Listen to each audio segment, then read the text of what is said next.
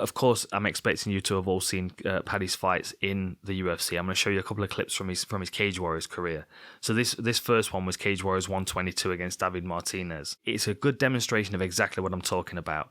Patience for a minute or so, and then it's like someone pulls a trigger and it's an automatic gun and it just continues firing. Because like you get this kind of patience where he tests and he teases and he sees and it looks a bit kind of random. Like there'll be the odd low kick and the occasional jab, and he doesn't really commit to any kind of chain attacks. But what I want to show you in this one is you can see there's a good calculation going on here, because what he does, he's got Martinez in front of him here.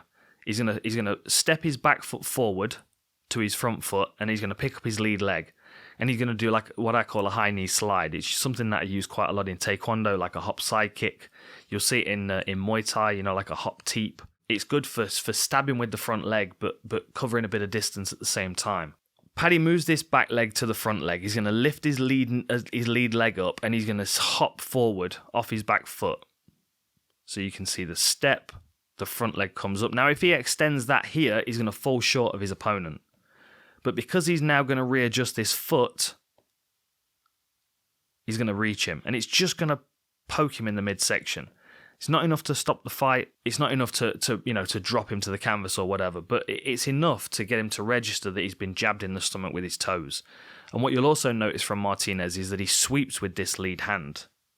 So he's got back hands covered side of his head, front hand sweeps. But that changes after this kick lands.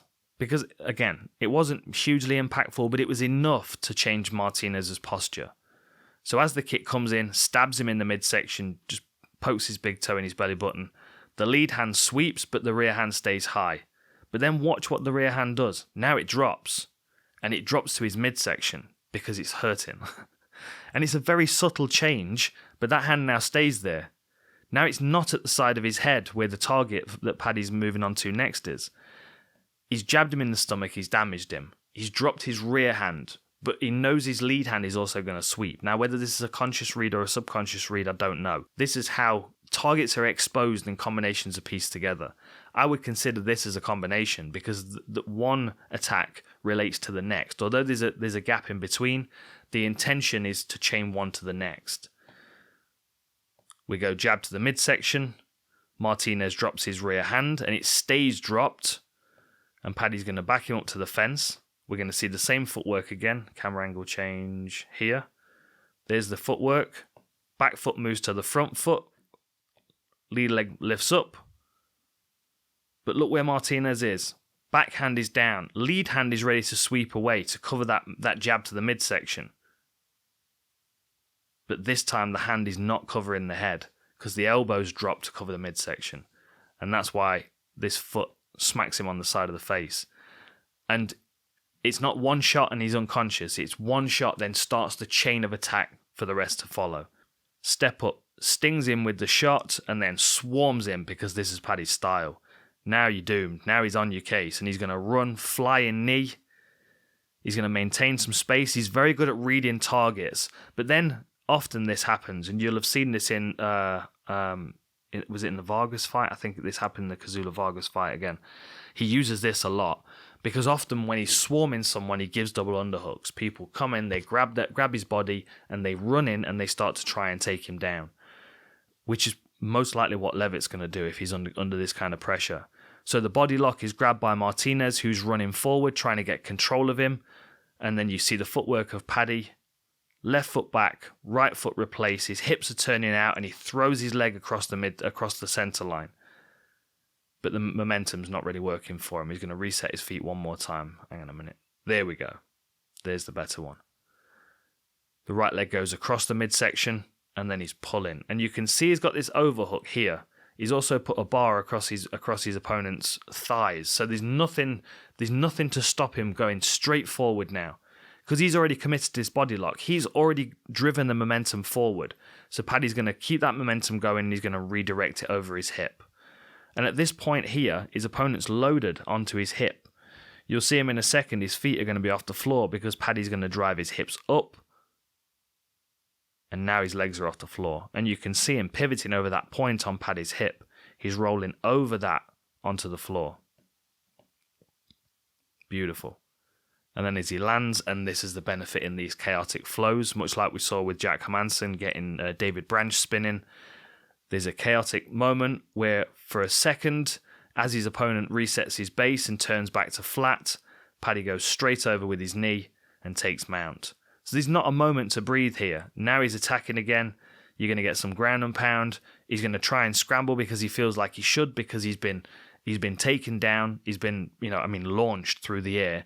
Now Paddy's on his back with 2 hooks in, and he's being ground and pounded. And this guy's in a scrambling mindset right now. So as he's scrambling here, of course, he's getting punched. He's not really thinking about the arm being the attacker of the choke. And then Paddy stretches him out. Lovely control. Look at that deep bite with his hooks. And then there's the rear naked choke. Now that is about as typical a Paddy Pimblett fight as you can get. There's patience. There's a moment. He's staring at his opponent. And then there's an opening. And he follows through with that opening with everything. And it's a flow state, attack. And if it doesn't work, then he'll pull back a second. And because we know he's picked up his conditioning considerably, since his earlier career, and he's moved up a weight class, which I think suits him as well. Now we're seeing a much better version of Paddy that can come back and regroup and go again, and come back and regroup and go again. So you've not only got to deal with this first 90 seconds of onslaught where he gets most of his fights won, but then you have to deal with the reload and the reload and the reload. Now, unfortunately for Martinez, there wasn't a reload. This was the start and finish of it.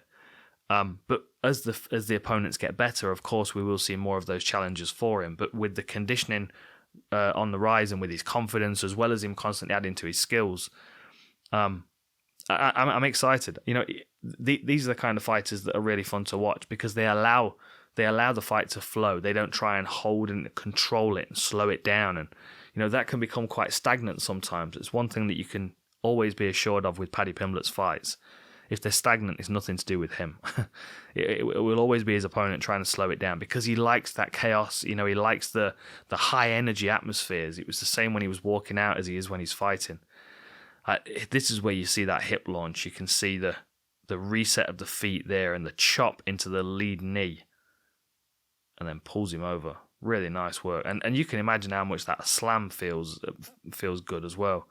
Full weight of Paddy landing on him, which is something that DC uses quite well. You'll see him, Dan Henderson picks him up and launches him, or Gustafsson spins him 360 in the air. So when they land, they're not quite sure where the sun and the moon is. And it lands on him full power there, and then immediately progresses to mount. Like, he makes the most of the chaos because he's in that moment, he's allowing it to flow through. There's not a rigorous thought process that's slowing him down, and there's quite a consistency to this as well. 8 submissions on his record, 5 rear naked chokes, 2 flying triangles. I'll come back to that in a minute. It's very rare that people have 2 flying triangles on their record, let alone 1. Lovely clamp here, nice squeeze, and he's gotten better with this as well. There have been times in his fights against Soren Bak, for example, where he was on his back and he's squeezing, couldn't get the finish. With that additional conditioning that we've seen, with the growth, the physicality of him going from a featherweight to lightweight, I feel like he's far more dangerous when he is clamped onto a submission as well. The next clip I'm going to show you is from Cage Warriors 90, and this is Alex Savidis, who is a very good grappler and had that kind of machine gun style attack at Paddy where it was, I'm going to attack you with this, and it was not a yelling match from one side in the submission sense. It wasn't one person completely bombarding the other. Like, their fight all the way through, go and watch it. So it's a really nice little back and forth. Their fight was a constant back and forth. It was Paddy would attack, his opponent would reverse the position. Paddy would attack for a heel hook, then his opponent would reverse it and attack for a heel hook, and it was one scramble after the next. There were kimuras and armbar attacks in the process, all the way through the first round. And I've just picked out one clip, but this is right where they landed, and you can see his opponent elevates him here. Paddy's got his feet on the fence, but he doesn't manage to stop him, and he finds himself in bottom position. So as Paddy does, he then starts to attack, finds himself on a heel hook, which is then reversed by his opponent, who then attacks Paddy's heels. What we saw in this fight was Paddy not only constantly attacking, but also being forced to defend all the time. And he looked good. He looked really good defending. Of course, I expect the levels to be slightly different, and for the opponents that Paddy's going to be coming up against to have more of a submission attack. I'm not saying Leavitt's that guy, but I do feel like his wrestling does add a few credits to his grappling skills. But what I loved about this is, we're a few seconds into the second round. His opponents clearly feel like he's doing better on the ground than he is on the feet, which might be the case against Leavitt. And he closes distance. He's got Paddy up against the fence, and because Paddy's a chaotic flow state fighter and he recognizes this passing moment of opportunity, he jumps a flying triangle and nails it, which is why he's got 2 on his record, because 1 worked and he had the confidence to try it again at Cage Warriors 90. And here you'll see it. So you can see his opponent's got an underhook on the far side. So Paddy's wizarded him on the far side here. He's got the control, and now he's grabbed a hold of his head as well. Now, the important thing, you can't see it very well from this angle, is that as you jump, one of your legs clears the shoulder of your opponent. Because he's got the overhook, of course he can't clear this shoulder. Caught it. So he's got to clear the other side. Watch how high he brings his leg up. Here's his knee coming up. Comes up straight over the shoulder and then clamps down. The important thing is, not only it going up and over, but then once it's cleared the shoulder, look how hard he pulls that heel down.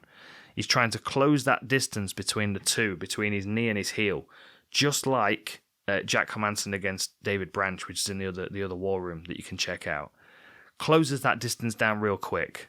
So as he lands and there's a bit of a scramble, a bit of chaos, even as his opponent starts to squeeze out of here, he's got enough of a bite on him to stay nice and tight. He's hooked around the arm, he's grabbing him on the back of the head, and then he's readjusting his legs to pull him further into this triangle. Even when he gets his foot onto the back of his calf, it's still not perfect. You can see that little bit of space in there.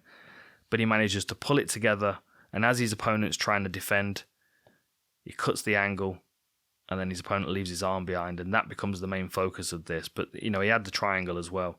Eventually, he would have gone to sleep if it wasn't for that arm being hyperextended. Really nice submission. And landing it from a jumping triangle in the start of the second round, it shows that he's that constant threat all the time.